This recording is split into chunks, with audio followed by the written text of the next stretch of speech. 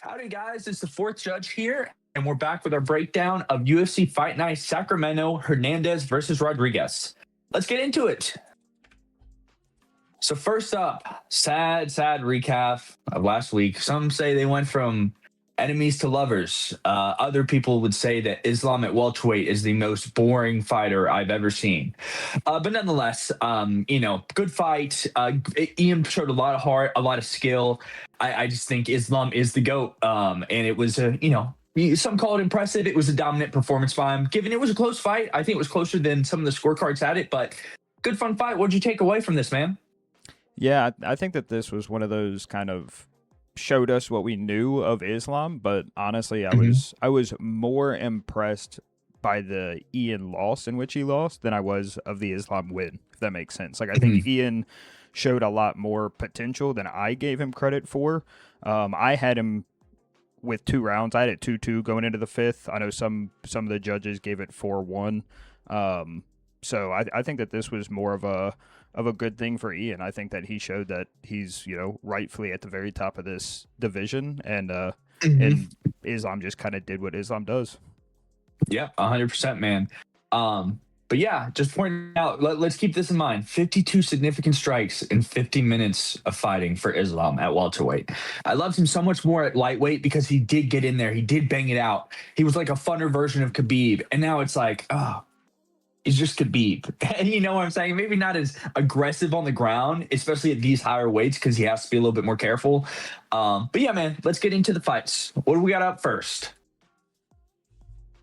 So first up, we've got Shanelle Dyer. Shout out Shanelle Dyer out in the UK versus Elise Reed. Yeah, man, I think this is a pretty one-sided one for me. It's a women's fight, so sometimes you'll see some oddball stuff happening. Women's fights, you'll see this at any level of the UFC, especially when it's kind of not in the rankings type fight. But nonetheless, I think this is going to be an easy night for Shanelle Dyer. I think she's going to get this done round 1, round 2, KO, TKO. In my notes, I think Shanelle might be killing this woman. Shanelle is 8 years younger, 3 inches taller, and has a 2-inch reach advantage. And her only loss is to Carol Farrell, which we talked about, I think, was it that Serbia card, right? Maybe a week or 2 ago, had a great performance. I think this just has led Shanelle Dyer. She's had good performances since that fight with Farrell. So I think she's on the rise here in the strawweight? Yeah, in the strawweight division. I think she could get this done over Elise Reed. What do you think, man? Yeah, I'm agreeing with you completely here. Like you kind of touched on, she went to a decision, even though it was unanimous loss. She went to a decision with 4-0, and the 4-0 and GG fight was, one of the best women's fight that we've seen in months now. So to go to a decision and not just get flatlined by someone who that's all they were talking about was hyping up 4-0's stopping power, it's not like Reed is any more dangerous than 4-0 was at that time. So, yeah, I'm seeing this going pretty much the exact same the way, Dyer's she's a monster in there, honestly, head kick wins and that kind of stuff. She can mix stuff up really well. She's just going to be, she's the faster, more athletic person. This is one of those where the odds kind of gives you the full story there. Reed isn't bad by any means, 9 fights in the UFC. She has a losing record in the UFC, but has the experience, arguably maybe more technical sound in kind of her martial arts, but is just a little bit slower and a little bit less dangerous in all of the aspects. So, yeah, I agree completely. I have this one down as probably a Dyer round 1 or 2 TKO. Yeah, man, 100%. But yeah, let's get into our next one. Next up, a little bit of a heartbreak for me, man. They're pitting my white boys against each other. We got Wes Schultz versus Jackson McVey. And let me say this. This is definitely a shitter versus shitter fight here, man. This is ugly. But yeah, this one's hard for me. Hard in a bad way. Hard in who's the worst shitter. Wes coming off a loss to Johnson, or coming off a win to Johnston, sorry. Before that, losing to Damian Panas. He also got molested by Abdul Malik on Contender Series. And then McVey coming over a submission win on Cedric Dumas. You better beat Cedric Dumas, man. But then before that, coming off a submission loss to Zachary Reese. Bad look. Reese has not done much at all. I'm kind of part of me is leaning West Schultz because I'm hoping maybe he can get him out of there. But I think late rounds is very, very scary for West Schultz. In no means do I think McVey turns it on in the late rounds. I just think West Schultz is a no one, is a nothing by round 3. He's just completely out of gas, out of momentum, out of any enthusiasm to go out there and get it done. So right now, I'm going to go with West Schultz getting it done early because I think McVey's a quitter. But I think if this goes past 1.5 rounds, I think the odds flip tremendously in McVey's favor. What do you think, man? I'm going with West Schultz on this one. I think that this is going to be one of those ground game versus stand up, and kind of like you said, when it's not the best guys in the weight class, when it's some lower level guys, the ground game is going to win out from a lower level boxing. It's not like Jackson has. It's not like he's not known for that like one punch knockout power. Where Schultz maybe has a loss to someone like Pinas, but Pinas has a lot more power coming your way with one shot than McVey is going to show you. So yeah, I bet you would say that, man. I have this one going Schultz by submission. They had that fight like 7 years ago or something like that on the amateur scene, where Schultz got I want to say it was an armbar if I remember, over McVey in like 40 seconds. So I'm gonna say that this is gonna come out where Schultz is gonna just kind of maybe be in his mind a little bit more. McVey might think that he's gotten so much better than his amateur days. I think Schultz is gonna kind of do the same thing. I have this one going a little bit earlier, maybe even like a round 2 submission for Schultz, which is something that I might look at with him being the underdog here. Yeah, I like that, man. I really do. I totally forgot about their amateur fight, but yeah. All right, next up, we have Gage Young, G Money versus Stan Dorsainvil making his UFC debut. Yeah, man, I think this is short notice for Stan here. I think it was supposed to be Cody Steele, and then pulled out. Maybe it was like 2 weeks ago or so. Steele pulled out. But nonetheless, I think this is just a little too short notice for Stan here. Think Gage is not a horrible fighter at all. I think he's able to get this done. He took a decision loss to Quillen on Contender Series, which is aging pretty well now because Quillen is getting these guys out of there quick.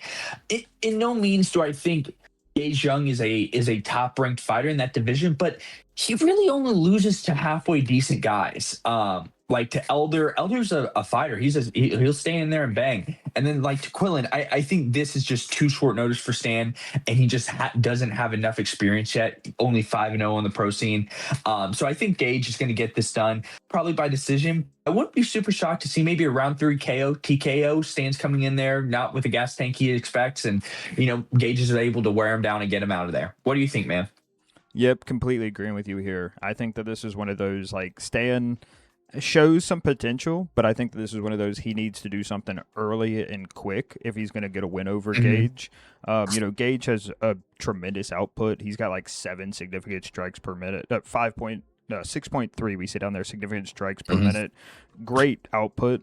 He's got good takedown defense. He's durable.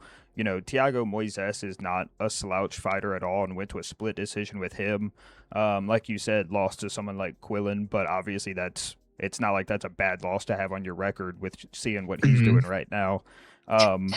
Short notice for Stan with the kind of lack of experience and that kind of stuff. And it's not like Stan is, he's gonna have a reach advantage, but he's not like massively bigger in height or kind of like physical stature. They're the same age, so it's not like he's going against Gage who's 35 or nothing like that. So I think that Gage is going to be able to lean on his kind of experience and his output, really just kind of start to wear on Stan as it goes. I have this one probably go into a decision for Young, but I agree too where it might not. I wouldn't be surprised if I see something kind of later in the rounds as a TKO for Gage. Yeah, 100%. But next up, we've got Marcio Barbosa versus Ryan Kuse. Yeah, man, I think Marcio Barbosa is another one of these guys that we're seeing more and more come into the Contender Series that just has concrete for hands, man. He hits so hard, gets guys out of there quick. And and that does leave a little worry in like, what does he look like in round 3, late round 2? I don't really know right now. But nonetheless, I still am going to go with Barbosa to get this done round 1, round 2 TKO. Now, I will say, Kuse is 3 inches taller. He's got a 3.5 reach advantage. But outside of that, Kuse lost a split decision to Cameron Smotherman. And I don't think Smotherman's an absolute shitter per se, but I don't think Smotherman's that great. And so that's just showing me that's really the only competition he's faced. Barbosa, he's fought Bazooka. I don't think Bazooka's that great. And then we're not really going to consider his contender series, but at least this is more recent high-level competition versus, I think, on Kuse is more that Smotherman fight was back in 2024. So he's having some lower-level competition now. So I think Barbosa is going to be the fresher guy at this level of competition, ready to get him out there round 1, round 2. But similar to the last one, I get a little worried once we get into those late rounds. And I think that's where Kuse could capitalize in a round 2, late round 2, round 3, TKO, KO. But I'm going to go with Barbosa via finish in the first 2. What do you think, man? Yeah, I'm agreeing with you on this one too. I have big bold letters on my notes here. I see a performance bonus going to one of these guys. Kuse is going to be longer. He stays pretty active in like karate combat and stuff too. So he likes to just kind of stand and bang. For having a kind of karate background, he likes to get up close and personal, like almost dirty box, which is kind of weird, kind of moving from a dirty boxing MMA and then going to like a karate combat. But that's not what you want to do against Barbosa. He has 17 first-round finishes and 15 of them by knockout. I mean, this just to me has Barbosa is going to be able to draw Kuse into like kind of a boxing exchange, and then Barbosa is just going to flatline him. I think that, like you said, Barbosa just has better experience, more experience, all of that kind of stuff written on his side, as well as a better output, harder shots. And like you said, he's just got concrete in his hands. I think that this is probably going to be a round 1 KO, and I'm kind of leaning towards one of those like bad KOs where you're like, someone go check on Kuse, because like we might need a couple doctors in there. And that's why I have performance bonus probably written. It's going to be one of those knockouts where Dana's out of his chair, freaking out. And, hopefully Barbosa gets a good 50,000 bonus or whatever it is, and kind of starts to move up in the rankings because, he's on a 5-fight win streak. And, like you said, Bazooka's not the best contender at all, but he's shown some good, some good fights. And I think that this would be kind of one of those to really pop your name out on the scene for Barbosa. And if he does, he might start to get some ranked people here soon. Yeah, 100%. All right, next up, we've got Chris Padilla versus Nasrat Haqparast, the Baker himself. Yeah, I think this is a good matchmaking, honestly. Haqparast needed something to bounce back after that rough Quillen loss. But prior to that, I mean, given their split decisions, so take them out how they are. Split decision wins are never what you want to see. But coming off of 2 wins versus Espan Ribovic, that has been doing solid thus far, given that one loss to Gamrot that threw him off, but bounced back here against Barbosa last week. And then also to Jared Gordon, that is always kind of a tough, grimy guy to beat in that division. So I'm leaning a little bit towards Nasrat Haqparast to get this done through a grimy decision.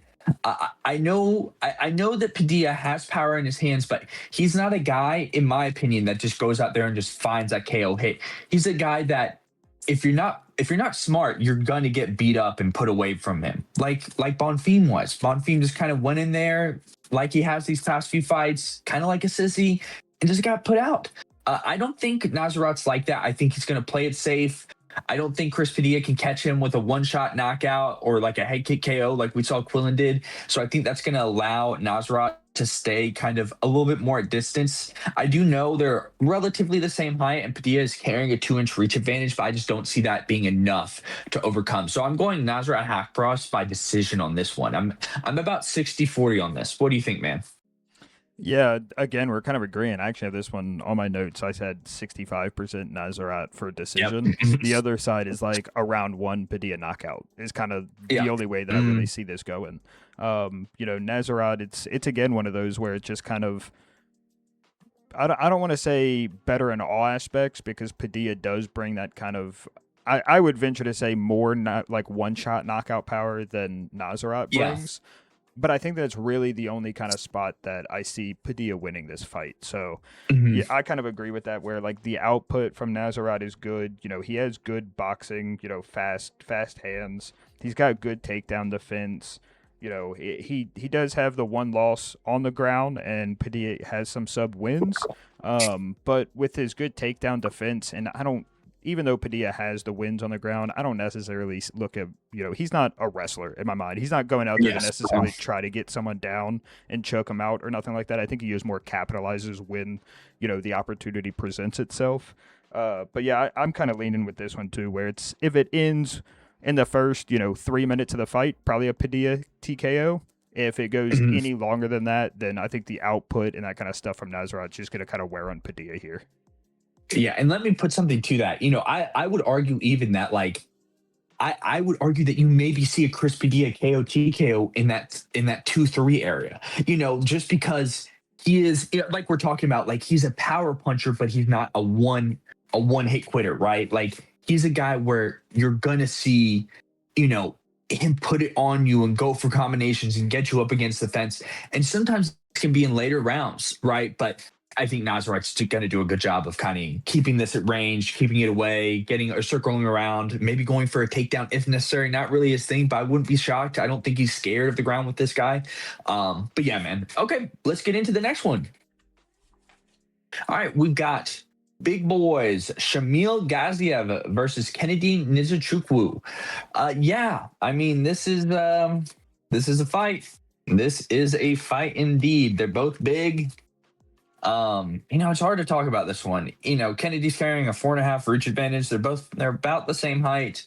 I've watched Shamil since he was on a Contender Series. I was watching him with my gay friend, and my gay friend was like, "Yeah, this is the ideal man body type." I'm like, he's been winning since then, and ever since then, though, the past, I guess it's been about a year now, he's been on kind of a loss streak, losing to Waldo Cortez Acosta. I hate that man so much. And Brandon Pericic.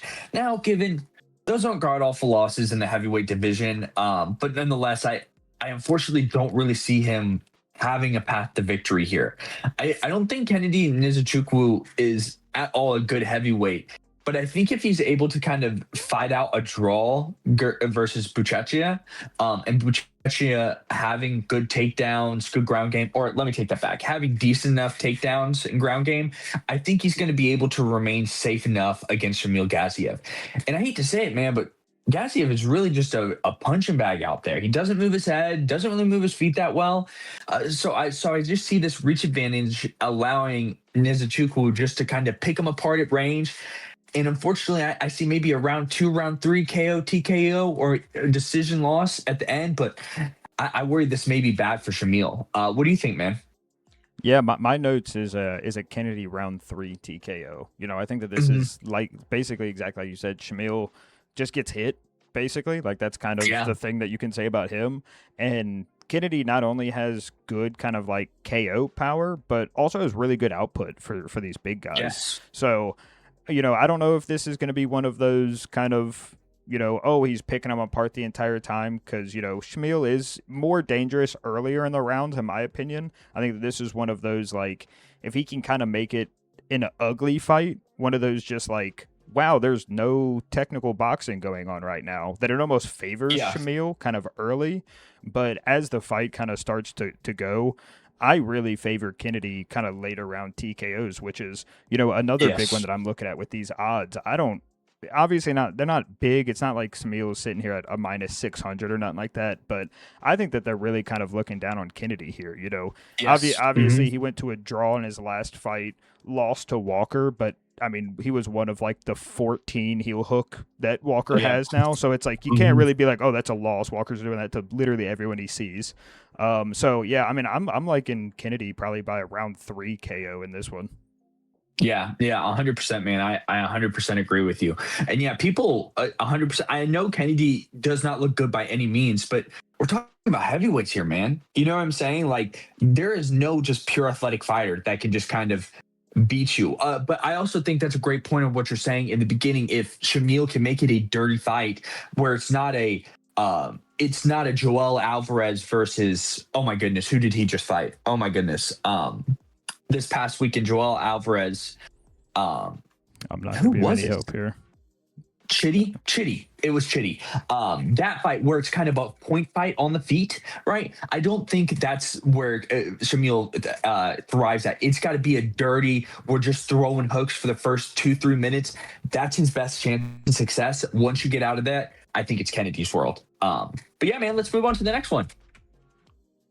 All right, next up, something that piqued both of our eyes. We talked about it earlier. Jamall Emmers, the old man, versus Lerryan Douglas. Man, I mean, if you're on Twitter, man, you would think Lerryan Douglas is the next big thing, and maybe he is. Maybe he is. He's coming in here with a bunch of finishes in the first round.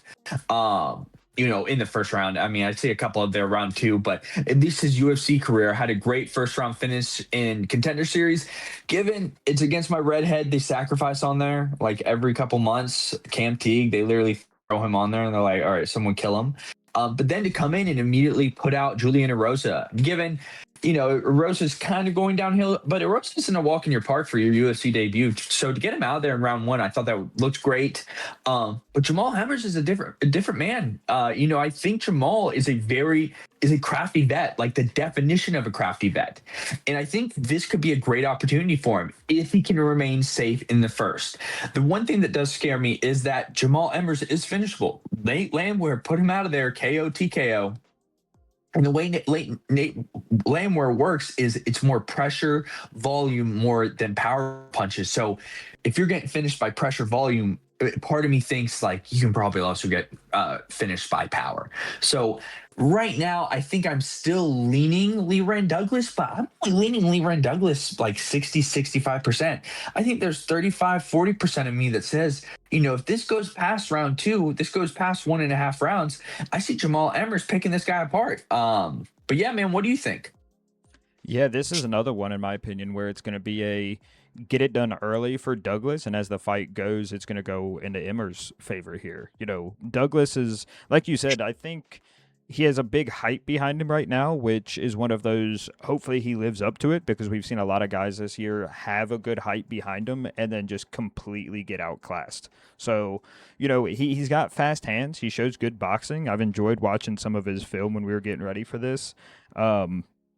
But again, I think that this is one of those where it's Douglas needs to kind of do something early, like you were saying, maybe 1.5 rounds and before. I'm kind of leaning Douglas. I think it's going to be Douglas like KO, TKO, but I wouldn't put it past Emmers to kind of, steal round 2 on the cards and then be a little bit fresher guy as you go into round 3 and take round 3 on the card. So I have this one as like a Douglas, 1.5 rounds and under by KO, and maybe even Emmers on the card.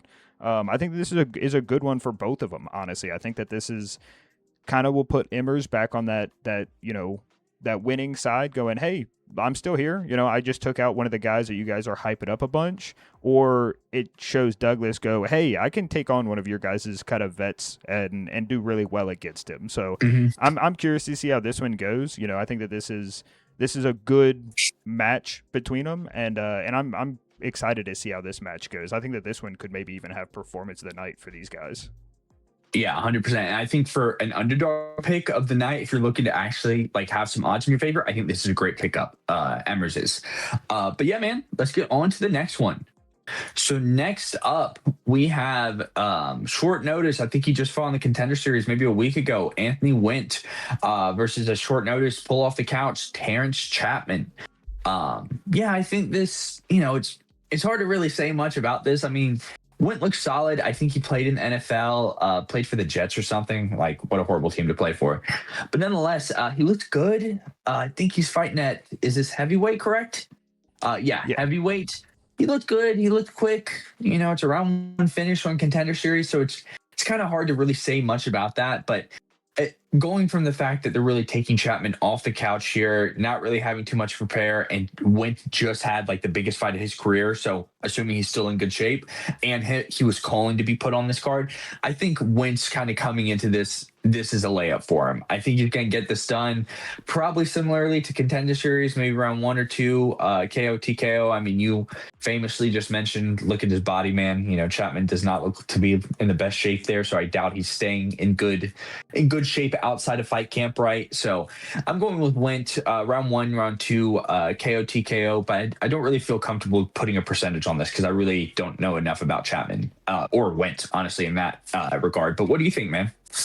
Yeah, I think that this is one of those just kind of like you're looking at kind of physicality versus not in this kind of situation. Witt is one of those, I think he's like 235, 240, just like muscle, like a very put together kind of heavyweight where you have Chatman who's like cutting to hit the 265 limit. Now, with that said, we've seen Chatman go longer in his fights. So his cardio is almost more known when you kind of start digging into like his Fury days. But that, I mean, cardio versus someone like Witt isn't gonna be like that's not what you're leaning on here. I like Wint's upside is kind of what this kind of came down to me. Like you said, both of them are a little bit more of like an unknown for us as UFC watchers, but I like Wint's upside more. He's shown some defensive wrestling. He does have a sub on his record, and then it's just gonna come down to like he's those football guys when they come over. He's crazy athletic. He keeps that speed with his size, which is not super common when you're getting into the heavyweight. So I think with that kind of good stopping power, the athleticism, and the kind of quick for the weight class, I see this one probably being an early stoppage. And I'm curious to see what Wint's going to kind of do as he gets into the UFC. Like Dana has said before, he loves these guys who, will fight, get a good win, and immediately call, get me on the next kind of card. So, if Wint comes out, does something crazy, gets a nice KO, I wouldn't doubt seeing him maybe on a numbered card towards the end of this year. Yeah, 100%, man. I love what you said there about the NFL crossover. Yeah, we've seen this with Josh Hogan and many other guys. We will not bring up Austin Lane. But yeah, we've seen a lot of success out of these guys. But next up, we've got Carli Judice versus Jeisla Chaves. Yeah, man, I think Carli Judice is a halfway decent women's fighter. Given her last fight is against Juliana Miller, that's not much of a win. She's fun to watch. She's a fun striker. And I think she's going to get it done against a less experienced Chaves here. Chaves' only UFC wins are both split decision, a split decision on the Contender Series, and then a split decision against, is it Dulian or Dulbin? But nonetheless, man, yeah, I think this is going to be an easy night for Judice. Now, it's a women's fight, so it's hard to really call a finish. I think I saw a stat that was like, it's been 5 years since there's been a KO in a women's fight. So it's kind of hard to call a finish here. So I'm just going to go with Judice, probably pick her apart over 3 rounds, 30-27 decision. But yeah, what do you think, man? Yeah, the KO TKO that I've seen people talking about, like you said, is hard to pick. One of the bets that I was looking at was one of the double chances for her by a TKO or a decision, because I see that that's probably the way that this fight is going to go. Yeah, I like Judice in this one. It's, even just obviously we can't get into MMA math because it never really works out. But, their more recent common opponent here for Dubin is, Chaves barely won a split decision. And then you look at Judice where it was like a head kick knockout, which looked really looked good. So, we can't dig into the UFC math because, that never works out. But even her most recent win against Miller, when Miller was fighting, we were talking about how she wasn't the best fighter by any means, but she looked decent in that fight honestly. Miller showed up for that night. So that's another one of those wins where you're like, hey, you know what? That is a win that you would say, hey, I feel confident about that one. She's got some decent stopping power for the smaller women's fights. She is going to be southpaw versus an orthodox, which always kind of gives those orthodox fighters a little bit more trouble. She's got great cardio, mixes up her body shots and that kind of stuff. As well as has good takedown defense. She's never been finished, only gone to decision and lost those. So I think that if she kind of comes into this knowing, hey, the only way I'm losing this is if I sit on my back foot and basically give Chaves this win by points, as long as she knows that that's really the only way she's losing this, she's going to come out for blood. So I don't doubt that she can get this one finished within the 15, but I think seeing her over the 15 winning, probably all 3 rounds is the way I'm leaning. Yeah, 100%. But yeah, next up, we've got Marquel Mederos versus my white boy, my Welsh, Mason Jones. Yeah, man, excited to see Mason Jones back in there. Had a great showing, great fight, banger fight against Sola, and we've seen Sola do great since then. So that just kind of confirmed what I thought about Mason Jones. He's a solid fighter in the division. I don't think he's going to be climbing the lightweight division by any means, but I think he will be a staple. He will eventually get ranked and hover somewhere between that 15 to 10 area. But I think he puts on great fights. He's not afraid to get in there and get dirty. And in my opinion, just looking at these guys, you're going to split, Mederos is going to split decision with Austin Hubbard. You're going to a majority draw with Chris Padilla, and then you're going to Mason Jones next. That doesn't really make sense to me too much. I'm like, why is Mason Jones next when you just went to a draw with Chris Padilla and Chris Padilla's fighting on this undercard? But nonetheless, I think Mason Jones is going to get this done. I think there's 100%, maybe a round 2, round 3, KO, TKO. But I'm going to lean towards a decision. He's getting it done over 3 rounds. Maybe he gets tagged by Mederos in 1 or 2 and loses a round. But still, I trust Mason Jones to get in there, get messy, dirty box, just get in there, get in their face, and make it a tough fight for him and pull it out over 3. What do you think, man? Yeah, I'm agreeing on this one. I like Jones on this. When I first kind of started digging into this, my gut feeling was a Jones by decision. I kind of saw this one as, he's, again, one of those fighters that's just kind of better in all of the aspects, in my opinion. I think he's a much better wrestler. I think you could maybe give Mederos like the boxing technicality. He looks maybe a little bit crisper, but I still think Jones is maybe better boxer. He has a little bit better of an output, gets hit a little bit less kind of boxer. Obviously Jones is the favorite when it comes to like the wrestling aspect. He averages on his stats, he has 3.5 takedowns per 15. I think that he's just a little bit more of the well-rounded fighter here. I see him, either kind of sticking to the outside and using his boxing to kind of look for those takedowns and then getting that ground control. I don't know if I necessarily see a finish here. Like I said, my gut feeling when I first started digging into this was a Jones by decision, and I just kind of saw this basically being one of those, like, maybe Mederos stuffs a takedown for the first round, maybe the beginning of round 2, but he's going to start to gas at some point, and Jones is going to just kind of start to turn it up at that point. Yes. 100%, man. I agree with you. But let's get into this next one. Now, I do want to mention real quick, we're watching this while a contender series is going on, and I just watched that Fazil guy get murdered. Just got murdered on my screen. Absolutely insane. Please go watch a replay of that knockout. He just got his head clean knocked off. Yeah, I do think let's finish Dana's this card said up. that they had a tombstone outside for him. Literally, man. He was talking so much trash before this fight, so it was beautiful to see it. Oh, God, beautiful hook. But nonetheless, let's get into the next one. We got another whiteboard on the card. Reinier de Ridder versus Roman Dolidze. And no, I am not claiming Roman Dolidze. The way he fights, he is not a part of my whiteboard gang. Great chest hair, man. Shout out the chest hair gang, but got to change how you fight, man. But yeah, man, I think this is going to be hopefully just an easy walk in the park for de Ridder. I mean, with de Ridder, there's always that concern with, like, what happens sometimes with that gas tank. Like, sometimes it flatlines to 0 by the end of round 2, round 3. And in other times, like with the Whitaker fight, we see him keep enough in there to sputter out until the end, right? So it's hard to feel super confident about him. But nonetheless, I think I'm leaning de Ridder. Probably going with I think he's going to want to bounce back after those back-to-back losses, man. You lose to Allen, and then on top of that, lose to Barajo. So I think you want to go with maybe a finish here, probably first or second round. And I think Dolidze is finishable, man. I think maybe you tag him up a couple times. He goes for a real ass takedown. Maybe you catch him with one of those big knees. You get him out of there. So I'm leaning round 1, round 2, KO, TKO by de Ridder. What do you think, man? I'm leaning RDR here too, but I'm actually go with the sub. I think that okay. He does have a ground game, and we don't see it. I would say we haven't seen it as much kind of since he really started kind of getting a name in the UFC. And then if you're looking at his stats here, it looks insane. You know, he averages 2.5 takedowns per 15 with a 10% accuracy. So it's like this motherfucker just never. It's like I don't know how he has knockouts, because according to his stats, it almost looks like he doesn't do anything but shoot for a takedown and not get them.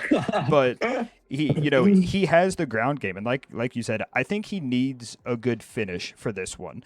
And Dolidze is a tough dude. You know, he's a strong, kind of stocky guy for this weight class. So I don't know if I necessarily see like RDR kind of bullying him in the clinch, and RDR does well in the clinch with his size and stuff.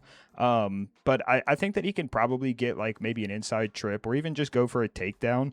Dolidze is not necessarily afraid to go to the ground either. He has some sub wins, but I think that RDR is just the better jiu-jitsu guy when it comes to the ground. I don't necessarily love the idea of trying to stand and bang with Dolidze, even though he's going to be, RDR is a little bit of the bigger guy in this fight.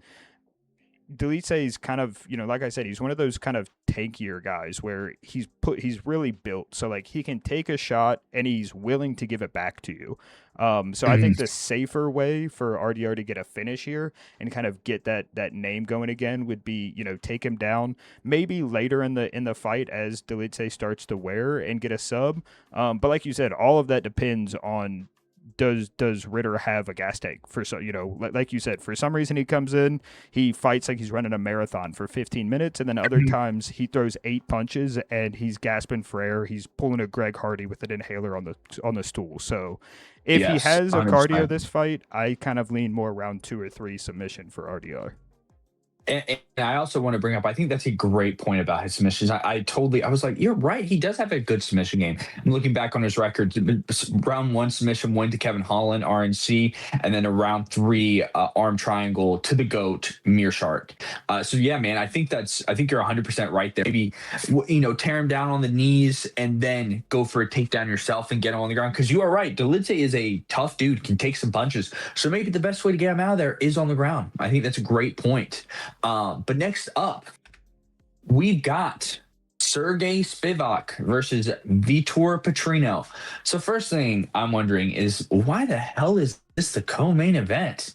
Why is RDR versus Dolidze not the co-main event? I just don't understand it. I mean, if we're going to be honest, I think it has to do with like contract management and stuff like that. Like when they put them in that co-main, like they're obligated for different stuff, yada, yada, yada, or they can use that in leverage for arguing a higher contract value, etc. But in terms of name value, I'm like, what the hell is this? Yeah, I mean, I guess I'm going with Vitor Petrino. I mean, to decide this for a co-main is ridiculous. I think we have so many good fighters out there that aren't fighting right now, that we could have better fights or really just move some of these fights around on the card.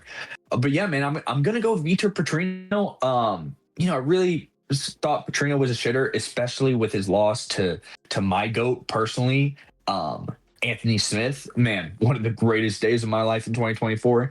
But nonetheless, I think Petrino's done enough now, with that unanimous decision win over Asplin to show that, he can stay in there and he can survive. I was looking at their kind of like physical sizes, and it looks like Vitor is about the same size as Spivak. Spivak maybe is an inch taller, I think, but about the same reach. So I think Vitor is going to be able to survive here and outlast Spivak. This could be a very, very, very ugly fight where it is not fun to watch at all. These guys are just sluggish. Or maybe Vitor gets it done and gets him out of there round 1, round 2. I don't know. I'm hoping for the latter versus an ugly, drudged out heavyweight fight. But what do you think, man? Yeah, I think that this is one of those kind of cliche, can Petrino keep it standing and can Spivak get it to the ground kind of fights.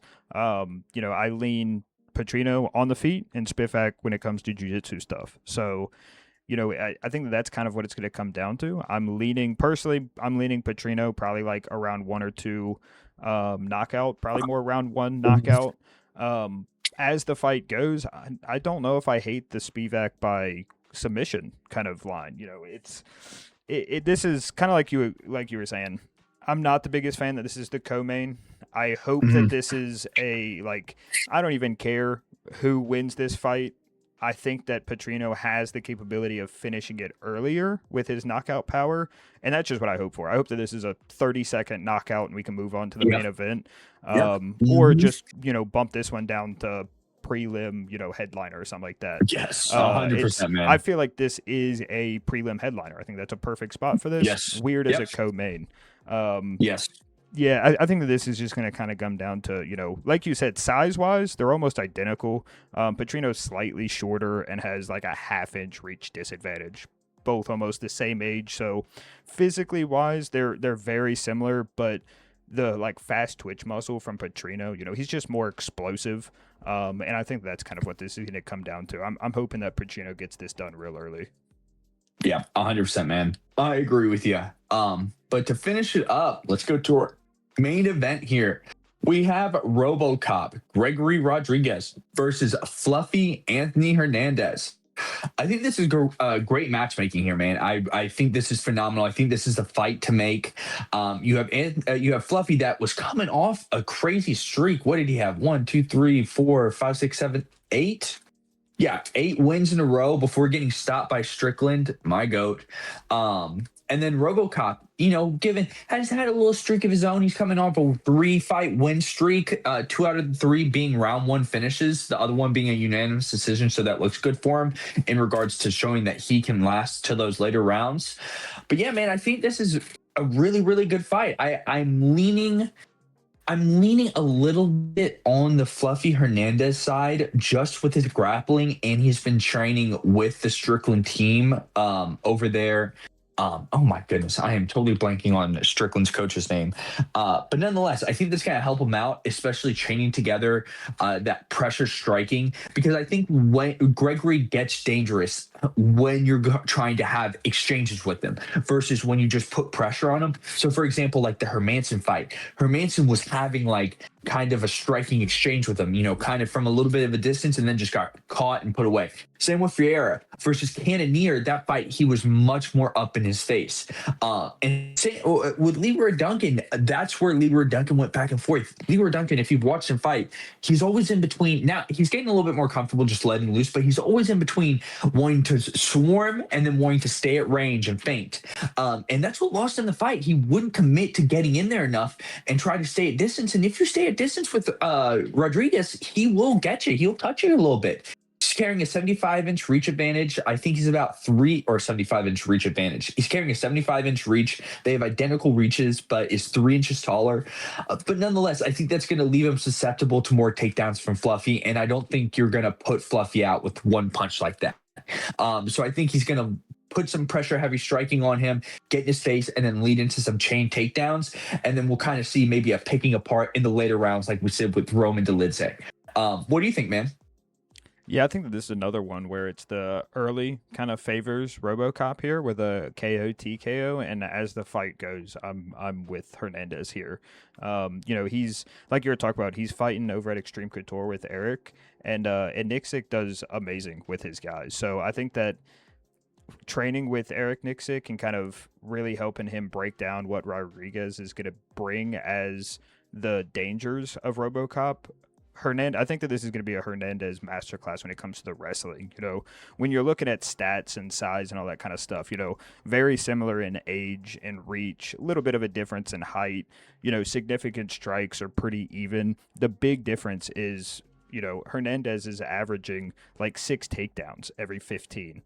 Mm-hmm. And when you're looking at RoboCop's, his takedown defense is pretty decent, but it's also one of those, he hasn't fought a whole lot of people that are shooting the kind of takedowns that Fluffy can shoot. So I see that this one being like, if it ends in round 1, you have to edge with RoboCop by a TKO, KO. And as it goes farther, I actually would probably put money on like a Hernandez round like 3 or 4, probably by submission. I'm liking as that round, he shows great cardio. He can always lean on his wrestling and his submission game when the kind of fight gets a little bit longer, a little bit dirtier. So I'm loving kind of the late night prop with him by submission. Nice. Yeah, 100%. I agree with that. I think you are right. Like Rodrigues just has not fought a lot of guys that are going to take him grappling. So I think that's a great point where you might see Hernandez want to apply that, right? Get pressure heavy in his face, lead to those chain takedowns, just like we saw against Dolidze, and just wear him out going into round 3, round 4, and then latch up that sub. I like that, man, 100%. But yeah, man, let's wrap this up. What do you got for us in terms of bets? Yeah, so I kind of touched on a couple of these as we were working through the fights. We're recording this on Tuesday, so it is a little early for these lines to be opened already, but I saw some things to kind of keep an eye on. I like the something that I didn't put on here, but I like the fluffy with a submission. I like the RDR by sub. Last time I checked it out, that was actually plus money, and I think that that's one of those wins that kind of gets overlooked by his talents. And then threw together a parlay with Douglas and Barbosa. I think both of those should go KO TKO. I'm assuming that if you kind of parlay that win together, that would probably equal plus money for you. The double chance KO, TKO, and or decision for both of the women's fights are probably still going to be negative money for you. But if you parlay them together, you might get close to about even money. And those two fights are honestly probably the fights that I feel most confident in. So if you parlay those two together, I would probably only parlay them together with that double chance because, like we talked about, both of the chicks have the capability of ending their fights, but it's also a women's fight. So, like, the likelihood that it goes to a decision greatly outweighs the finishing capability. So, if they have that double chance for both of them and you can parlay that together, I think that'd probably be the only way that I really throw money onto that fight. Other than that, I think my favorite one on here is probably going to be the RDR by sub. That one was like plus 280 last time I looked at it. Yeah, man. I like these a lot, 100%. But yeah, that's all we got for you guys this week. Keep your eye out for hopefully another reaction or recap video, maybe Saturday night, maybe Sunday. And then as always, we'll be out next Thursday again with the fight predictions. See you guys.